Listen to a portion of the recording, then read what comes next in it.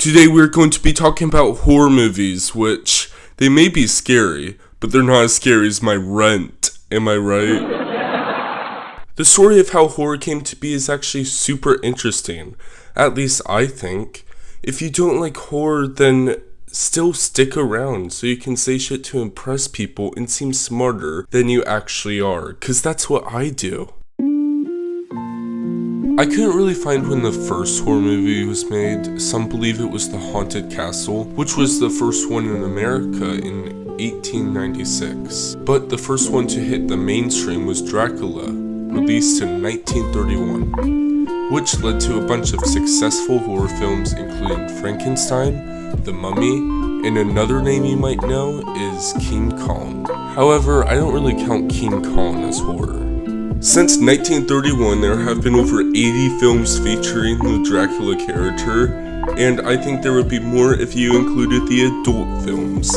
Also, people call him the Prince of Darkness, and it feels like they were trying a bit too hard, you know? It sounds like how a kid who's really into fantasy would name his Xbox gamertag. Horror movies are not new to controversy, however, they're about as familiar to it as a prank channel. And here are some that have been banned from countries.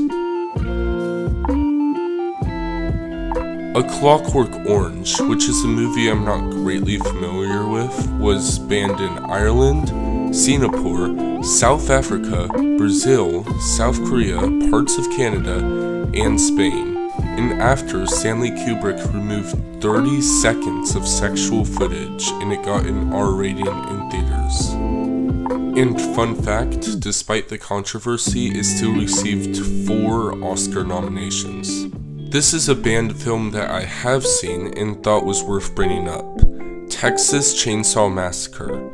Now I'm very surprised with this one, judging that it was pretty tame compared to Terrifier or any horror movie. Any horror movie is worse than this.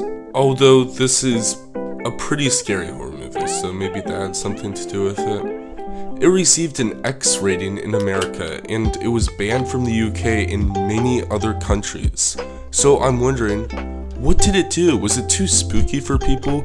Did people piss and shit their pants? Like, why? Although one that I had seen was The Exorcist. Now this one did make moviegoers faint and puke allegedly.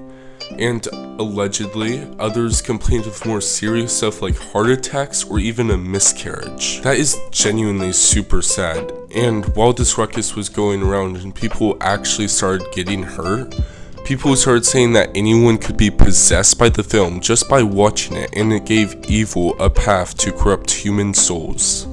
And I don't want to jinx my soul here, but for some reason I'm not 100% sold on that idea. The Exorcist was also the first horror movie to be nominated for an award when it received 10 nominations.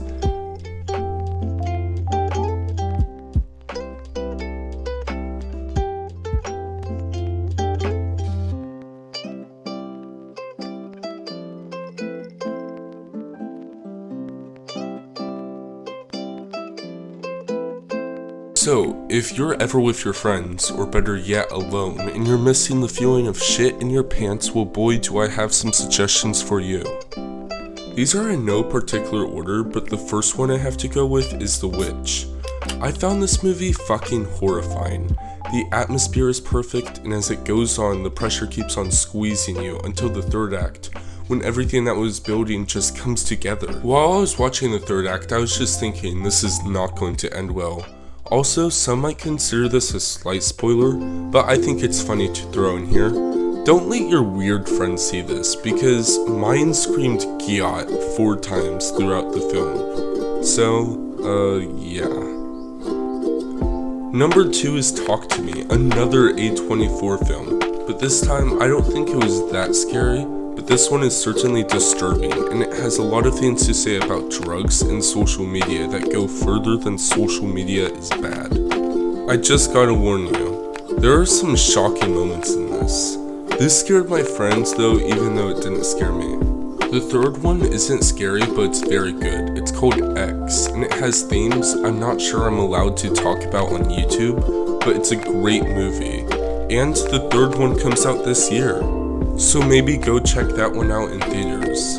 The fourth one is very spooky. It's called Hereditary. It's by Ari Aster, who did Midsommar, another very well done horror movie. Hereditary is very good, but the ending is not that good in my opinion. You might like it though. The movie overall is good, and it shows a family being ripped apart after a horrifying incident, and there are just moments that make your blood run cold. Horror movie ever is Five Nights at Freddy's, because that's definitely scary, and Blumhouse didn't throw on that. How did they do so bad? Horror movies are so very prominent in the film space, with the help of quote-unquote elevated horror movies. Nowadays, there are people trying to change up the genre with a movie like Hereditary by Ari Aster, and a more recent example is In a Violent Nature, which is basically Friday the 13th, but from the killer's perspective.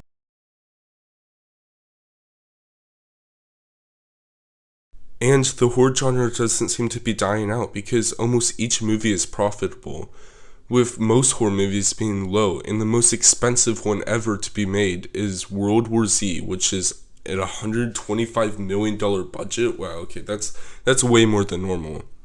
And it's a little less than an average action movie. Horror movies continue to have themes that tackles issues in our society, like Get Out by Jordan Peele. There is so much to love about horror, and I'm glad I did this video. Please like the video if you found it interesting, and I know I said this earlier, but if you want, please subscribe. It would help out a lot. So yeah, see ya.